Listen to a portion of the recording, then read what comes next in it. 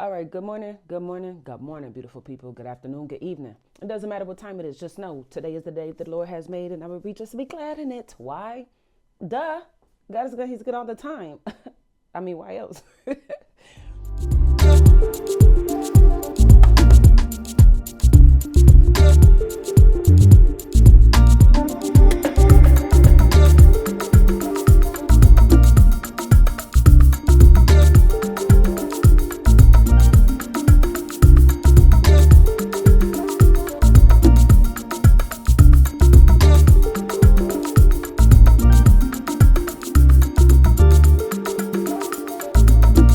right.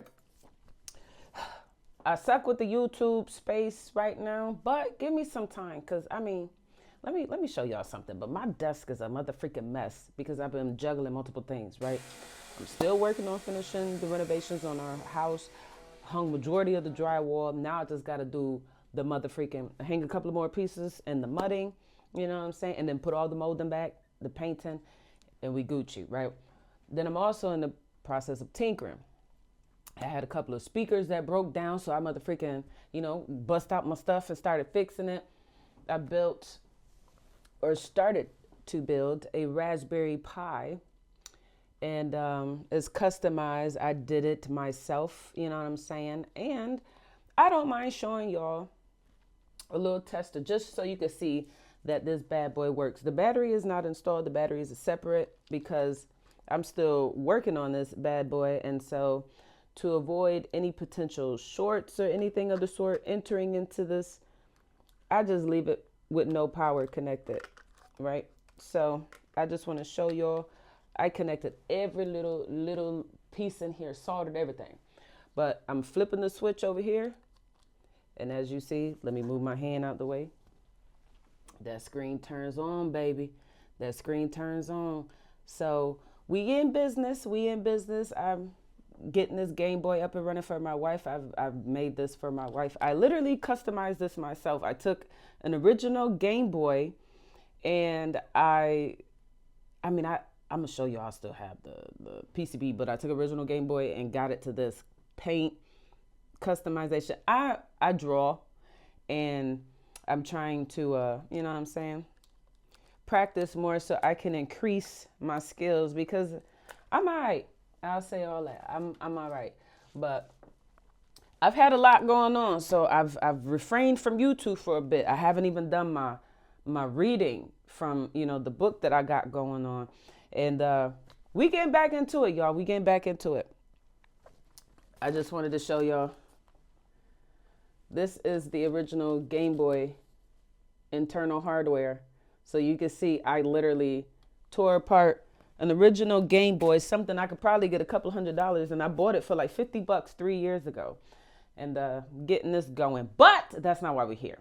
I'm just telling you all that to explain. This is why I suck with YouTube. I have an extensive life that is hard to keep up, with everything that's going on, from the gym to spending time with family to mother freaking my little hobbies, my hustles, you know what I'm saying, renovation on the house, everything under the sun. But anyways, let's get into it because we 3 minutes in it, we only in the intro. So, mother freaking, we gotta weigh in on this. It's the Devante Friga and Nazir Core whole coral. And I'm not going to be a debtor and take a side and vouch for one or the other. That is not what I'll do. But what I will do is attest to what I have seen for myself. And so, one, I think it's interesting how so many people mother freaking just guzzle down Mr., light skinned, Mr. Biracial, Devante Friga. And they do it in such a way where it's like they disregard all logic, right? So people have been dragging Kevin. I can't pronounce the dude's last name because I'm more than confident that he is African. And to be fair, I don't even remember it, but I know his first name is Kevin. And his, artist name is Uncle Scoob. And Devante Friga,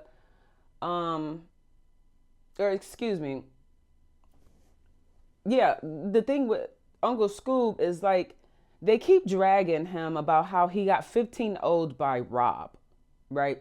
15 0 by Rob. playing in an environment that he didn't take serious. And from the few Frigmas games that I've seen, because I have not seen every game that is associated with every Frigmas. I've only seen a few.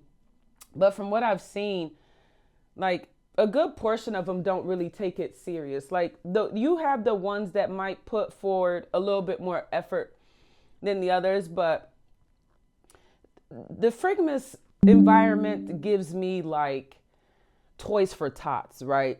Although you have a bunch of military personnel who are capable of literally killing a person, you know what I'm saying? Especially in close combat. You know, as a Marine, we were taught close combat trainings, McMac.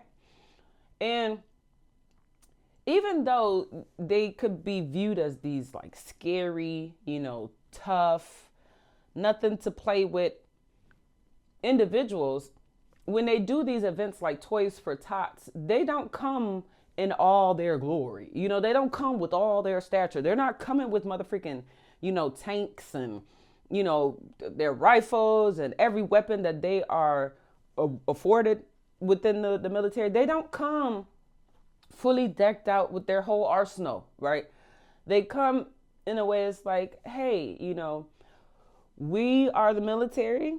We're a serious institution, but y'all are children, you know what I'm saying? So we're serious, but at the same time, we're going to meet you where you at, right? And we're here for you type thing, but it's like, you not about to get the real gist of military, you know, experience with this Toys for Tots ordeal because of the environment. It's not that, right? The same thing when in the military, you prepare for combat. You're always told to maintain this poise and this mentality, you know, and even when you're training, you have to train as if you're in that environment, right? Frigmas does not have that serious environment that it don't matter who you playing, you come in, you know, it may slowly turn into that in the next 3-4 years. But for the most part, it just seemed like people just be coming as something to just, you know, kind of like just let go and just de-stress. You know, you spent the entire year, you know, developing content and really putting your body on the line. You know what I'm saying? On top of the fact that this platform don't provide these people any health insurance. So injuries that they sustain, they're on their own. So it's just like the Devontae and his platforms is just, it's not that type of space, right? At least on his page, like even with his part takeovers, it just seems kiddie. I just think of Paw Patrol. It's like Chris Staples, when he come out, he's a serious athlete, but this man just be out here dunking to entertain children. And that's how Frigmas is viewed. It's just entertainment for children. It's nothing. It doesn't have any weight. There's no worth to it. And so I think it's insanely egregious that people hold Scoob's loss over his head, but they don't acknowledge the loss by Devontae Friga with Cash Nasty. And losing to Cash Nasty is like losing to Kenny Chow. Muscles are not. He's doo-doo, okay? He's doo-doo. It's just like, what? Anyways, we got to watch this because I want to watch it. And this is what I want to put towards my content. But I just want to put it out there. I don't understand why this dude, Devontae Friga, is motherfucking coming for why he wants to play Nas and why people don't take, like, why people take him, the categorization that they put him in is as if it's above Uncle Scoob. But when I think of Devontae Friga, I think of a house of, what the freak is that? Stupid? Lord forgive me, it's not stupid. But it's like childish, it's kiddie. Every time I see house of whatever the freak, when them basketball people be playing on YouTube, I just be like, this is about to be a very boring, dull booty match. You know, the refs are just my mama could have refed. Like, it's, and she don't even really know the rules. Like, that's how it's the environment is. I can't even, they're not even memorable. I just know house of something. But that's the environment I think of when I think of Devontae Friga. I personally think he like fast forwarded, you know, his projection, you know, or excuse me, I believe he fast forwarded his projectile to play Nas, which is presumably one of the best 1v1 YouTube players right now. Devontae Friga don't have that, you know, and I feel like a better match would have been like a Zay setup versus, you know, Nas, especially because he already had a win over him. I think, you know, good matches for him are Nesco and Scoob. Like, they are legit players. When I think of Friga, I just don't, it's just like, I think of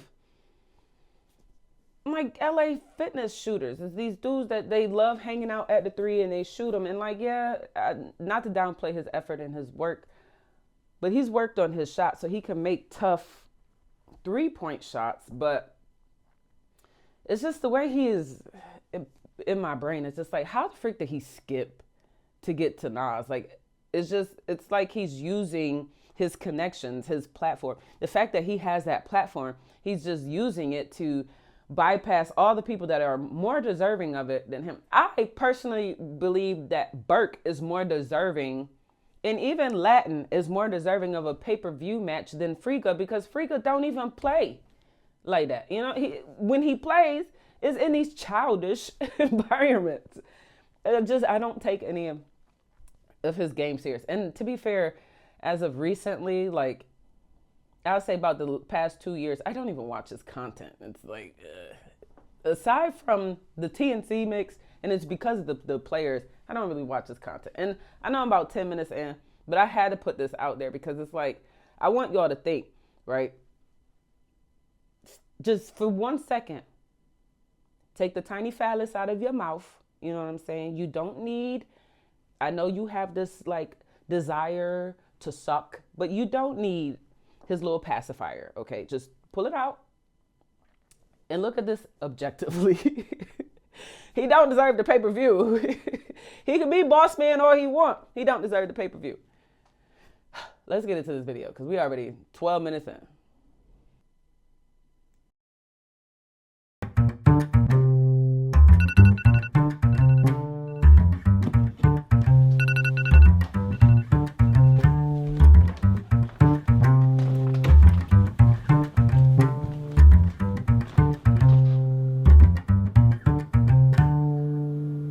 February 1st is less than 30 days away now, and really the only thing on my mind is mental clarity. Sounds funny, right? I'm thinking of mental clarity. See, I actually think that's the hack. Most of my days look the same right now. Reading, meetings, family time, prayer. I really don't believe I don't believe that he's reading anything. And how do you say prayer and then show the Bible? That will fall under reading. But anyways, he looked like a page flipper, not necessarily a page reader. But I digress. Let's continue. The gym and repeat. They say a man without structure is like a house without foundation. Eventually, it collapses under the weight of chaos. Discipline and routine aren't restrictions, they're a framework for greatness. You know what I respect about Nas? He's a winner. He'll do whatever it takes. Don't come at me! And I like that. And this nigga know, if I sign that contract, he fucked over. But I see fear written all over his face right now. It's not just that he wants to win. He needs to. A loss right now would send him into a spiral. And on February 1st, he's not gonna know what to do when he loses his title as the king. Don't be fooled, ladies and gentlemen. This is not confidence. This is cockiness. And These are my favorite people to play against. They say an inflated ego may touch the clouds one day, but it always forgets the dirt it came from until the fall reminds it. I remember one time I was watching, I think it was a Instagram live or whatever the freak, and Friga was practically begging for Nas or Scoob to get on his platform, and he just randomly was like, hey, I wrote this line, and he set out that line, and I thought it was so corny. Little did I know, he wrote all that out to just put it into this video. Because it's like, maybe I'm overthinking it, but where the freak is there a correlation between your ego, the dirt, and it's rising, floating to the ground? Like, where's the connection? Anyways, let's continue.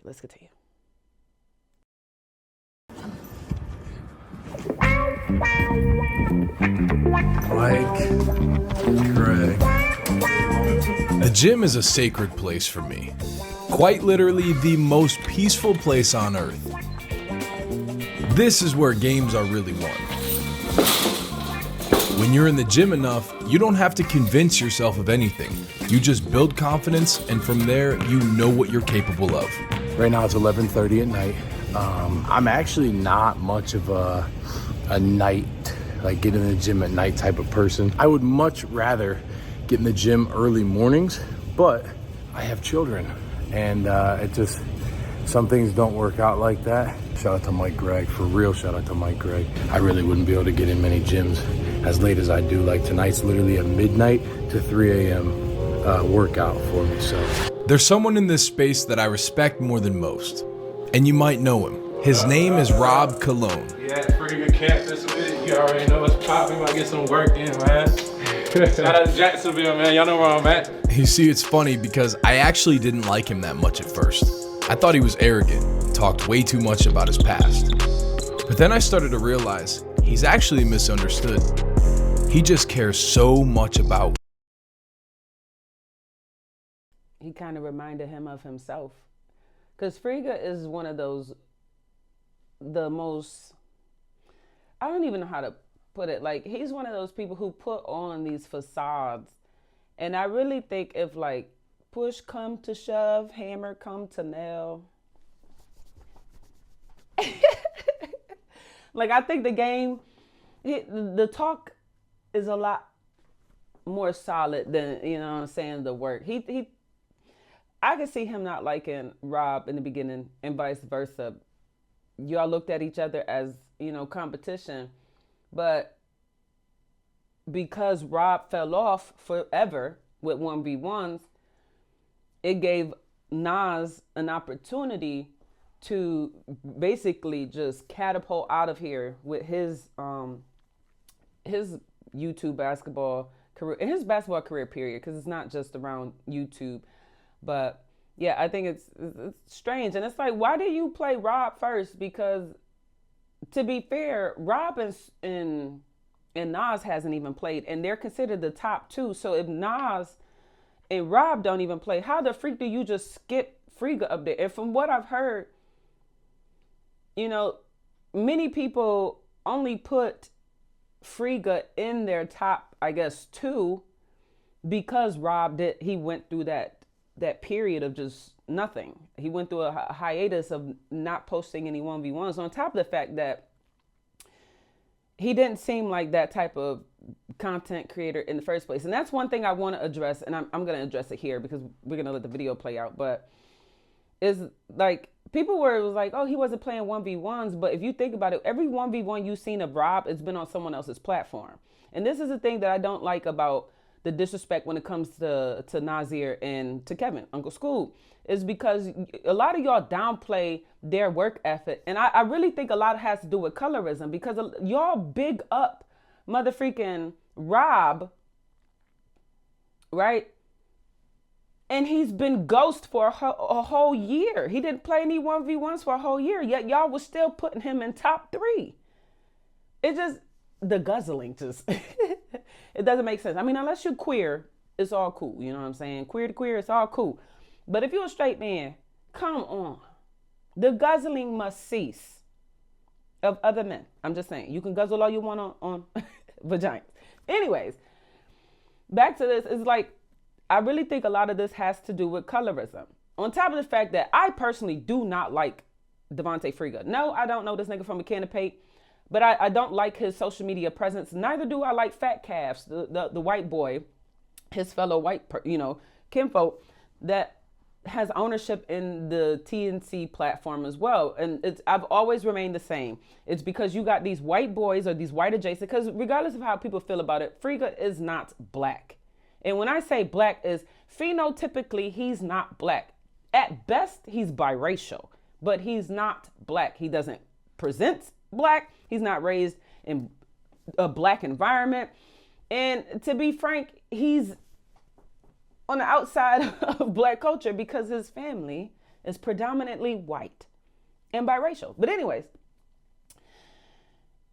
I never cared for him, neither Fat Calves from Ballislife, the nigga that runs the platform with him, because I view them the same way I view the NBA, the same way I view the NFL, is that you got these people who want to come and sit here and like, oh, you know, they give them little to nothing, pennies.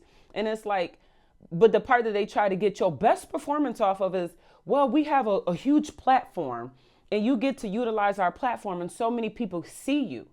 But what is seeing you when you're pulled out of an environment that you don't know nothing about that, right? You don't know.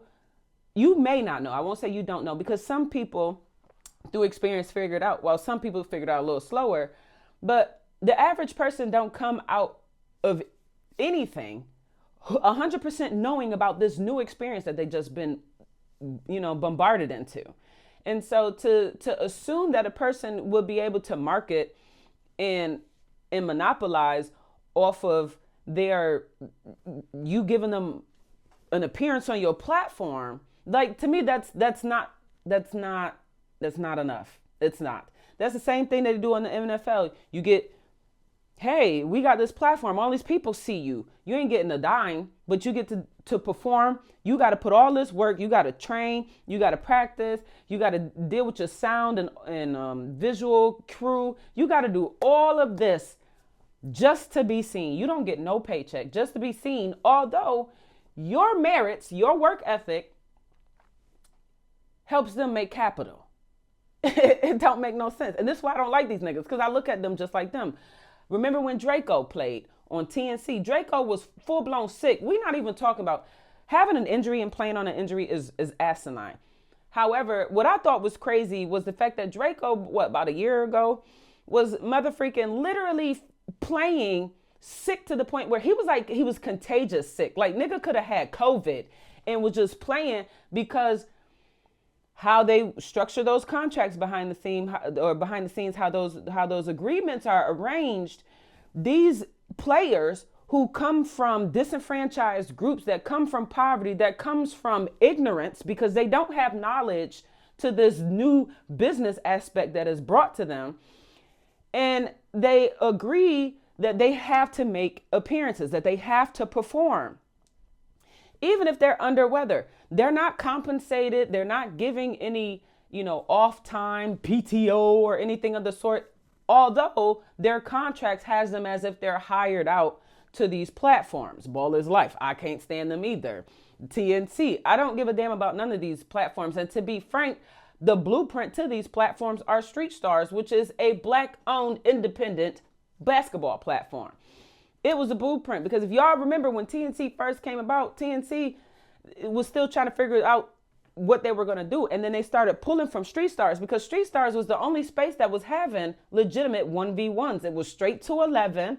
You know what I'm saying? The only difference is that it was about the same. You had to have 5 foul calls to get a free throw and all this other stuff. And they just critiqued it. But at the end of the day, they literally took Street Stars blueprint and just tweaked it to fit their direction. That's it. And so when it comes to authenticity, I don't view any of these platforms, Ballislife, TNC. I don't view any of these platforms as authentic or authentic because of the fact that one is not authentic in the sense of, because people try to paint authenticity through the lens of seniority. Well, who was here first, or who made it bigger? Well, you get to claim it. You know, you get to claim pioneer, you get to claim facilitator, you get to claim creator because you managed to blow up and monopolize off it and capitalize off it a little better. Where street stars, they may not be doing as well as TNC or Ballislife. They don't have the following and the funding, you know, and the endorsement and all this other stuff that they have, but they are the original creators. And that's Black culture. It's like that with hip hop. It's like that with our fashion. It's like that with our vernacular, our colloquialisms, is that we are the creators. We are the pioneers, right? We are the harbingers. And then you got these weirdos that come out of the woodworks that can't make no money. You know, they can't make money off of their own ideas because it's flopping. Nobody is buying what they selling. But black culture, blackness is selling like sex. and that when you look at the creation of their platforms, the bulk of their platforms were built off of Black athletes. But yet when the athletes come in there, they treat them like these regular 9-to-5 jobs. You are treated as expendable. You are rotated out, and then they bring in somebody else, and then it's the promises of, hey, you get to be on our platform and get all these eyes on you. But if you don't know how to work those eyes, what good is that? And regardless of whether you know how to work it or not, I am a mother freaking employee on your within your business. Pay me, nigga, what I work. But see, this is the difference. And this is why I feel like Devontae Freaka just wanted to jump the line and come for Nas, right? He skipped school. Nigga never even played school. Just want to go for Nas. Why? Because one, Nas has the #1 spot and he's worked on his own for it. Every person that has been on TNC outside of the folks like Uncle Scoob, because it ain't that many, Nas, and I would say Nesco. There's a few more, but right now their names are evading my mind, and that's if they exist, because they're the only ones that's popping out right now. But these individuals, they literally created their own brand. They literally created their own strengths. And so this is why I feel like where he sit here talking about Nas is so egotistical and all this other stuff, I feel like Nas can beat his chest and walk around as tough and confident as he is, and a little bit boisterous, a little, overweening, because of the fact that he worked on his own to get there. And when I say on his own, please know he is accompanied by Jesus Christ. So it's not entirely on his own. But when I say on his own, not necessarily by the help of another man-made entity. He didn't get there off of the strength of Ballislife. He did not get there, off of the strength of TNC. He built his own platform. Y'all remember B. Ellis, Brandon Ellis from Louisiana, one of their little commentators. This nigga was This nigga constantly told them, hey, Cam, you need to create your own motherfucking YouTube and you need to post content. Tay, you need to do the same thing. Alex, A1, he was constantly telling these people to do that, and they weren't doing it. But you had people like Scoob. Nesco, he's a little newer, so I'm going to kick Nesco out because his platform is a little newer, and although he still could kind of fit in here, but he's being carried a little bit by Ballislife, I'll say that. But at least with Scoob and Nas is that they've developed their own platforms. They've been to these other places, and the reason why I could kind of squeeze in Nesco is because Nesco has been out here in different various spaces on different platforms developing his repertoire, right? And so this is why I feel like Nas and Scoob, they can advocate for themselves the way that they advocate for themselves because they're not the Dracos, they're not the Cams, they're not the Fombies, although Fombi is starting to do what Scoob and them has done, but they're not the Robs where I've never heard anything about Rob until he showed up on the TNC platform, and he's been consistently on the TNC platform, outside of the onesie twosies, the Ballislife appearances or the overseas appearances. But for the most part, his YouTube like knowings is through TNC platform. Everybody know about Scoob on his own merit through his own platform. And then within his own space, he was also supporting street stars. Same with Nas. When I think I first seen Nas, I think he did like a little appearance on Friga's personal platform. And I think it was like a 5v5 that turned into a one-on-one type thing. I forget now. It was like about 2 or 3 years ago. But they've been independently working for their matters. And that's how I viewed them, especially Scoob. Because Scoob don't have Ballislife filming for him and Ballislife editing his stuff and Ballislife, motherfucking brands all on his YouTube platform. Scoob is original. But this is why I feel like they have that room to talk the junk that they talk, because they are literally, they're like independent artists. These labels can talk as big as they want when they got the Drakes, when they got the Kendricks, when they got the Beyonce, because they have these big stars, but they're under their control. They're on their platform. But when you have these big stars like the Mooney Longs, you know what I'm saying? When you have these big stars who are independent, nigga, these platforms can't tell them nothing. And if those platforms want them in their space, they have to abide by what their arrangements are, because you will not get them, because they don't need you. They don't need you. That's the difference between the A1s. That's the difference between the people that you see on these platforms. They're not independent artists. They're literally looking for a label to put them on. And TNC is the equivalent of a music label putting them on. And because the music label is putting you on, they have motherfreaking coerced every aspect in your life and stripped you from your autonomy. So this is why he chased after Nas. He don't have no claim to Nas' stature, Nas, presence. The same thing with Scoob, the same thing with Nesco. But he wanted to come for Nas because Nas is the one person that has consistently won his 1v1s. And the fact that he has been deemed number one by most people. So I say all that to say, if you really think about it, the TNC platform, Freak ain't nothing but a colonizer, right along with Fat Calves. And like I continue to say, hey, I support the athletes, especially my skin folk. Work it out for my skin folk, okay? Because at the end of the day, people shouldn't be slaving like Draco. Draco was full-blown sick, contagiously sick, and still played. He risked motherfreaking tainting the entire step. Everybody could have been out due to an illness because they motherfreaking forced that dude hand to play because of the way that they have the agreements situated. It's kind of like the court system. They mask their coercion to look like, oh, it's not coercion. We're giving you options and you're choosing that, even though the options are limited and the stuff that they put you through distorts your mind to where you're not even capable to make sound, logical decisions. Let's finish this video out. Winning. And to me, that is very important to be around.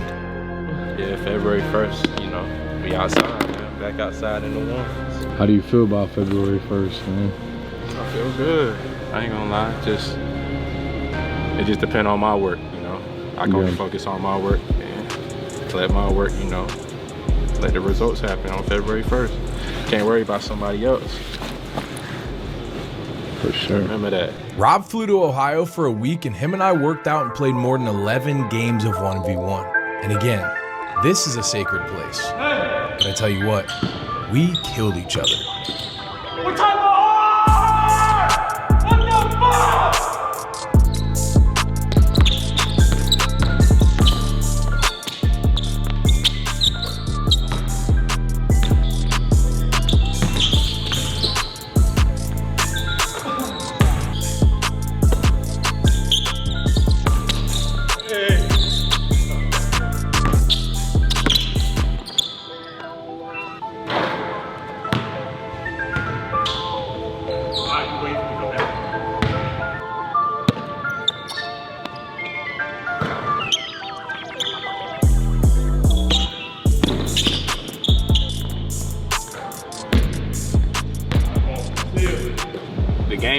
I think it's gonna be whoever's gonna have the better run. Nas, physical guard, got a bag, you know, Nas got a good pace to his game. I think a lot of people don't give him enough credit for that. Like he uses all the whole court when he does his moves sometimes, you know what I'm saying? A lot of people just, they see us type of guards like big guys like us, and they just think like, oh, we strong. But like a lot of times we really finesse players, and if we really become the big guards when people start like fouling or something like that. So it just depends on who making shots that game, and it's gonna be a lot of shit talking, I feel like, between both of y'all. So like, who really, like, I think, like you be saying, like, who got more heart, man? The mental. It's gonna be a lot more mental than the skill and everything. I think you make tougher shots though, which is definitely harder to guard. Like, Nas is gonna create space for his shots. You don't give a fuck. Just one dribble, pull up. If you feel like that shit going in, you pulling up, hitting. So it's like, that's different. Every time I'm playing and I shoot the ball, I like what I shoot, even if it's some crazy shit, because I feel like I work on that every time I'm in the gym. And he can have all the skill and strength in the world. I really think it's gonna come down to the mental warfare, and I know I will win the mental battle. All right, look, you may have heard me say this before, but the next chapter will be the UFC of 1v1 basketball. Think about it. For the longest time, boxing was the only combat sport with pay-per-views, press conferences, build-ups to these 1v1 events. That is until the UFC came around and popularized MMA inside of this exact formula. And keep in mind, they're only 25 years old to date. Not to mention, they are a multi-billion-dollar company in that time frame. We will make 1v1s the most popular thing in all of basketball. But on February 1st, TNC 1, this will literally be the start to revolutionizing basketball forever. This can and will be a place for people to come and make 6, 7, 8, 9 figures from one basketball game. This first event is going to be monumental, and we need your support. Go to tncleague.com to cop your tickets before February 1st. It's literally $20, and your support will help us create a movement that has never been done before. And mark my words, this is not a money grab. We will be using all of this money, pouring it back into the company and building this bigger than anyone could have ever imagined. Your favorite basketball player will compete on the next chapter one day. Well, there you have it. I mean, this video longer than expected. This is a 7-minute video. Got it out there. I love y'all. God bless. Peace. If you want people to think otherwise of you more positively, then give them more positive experiences.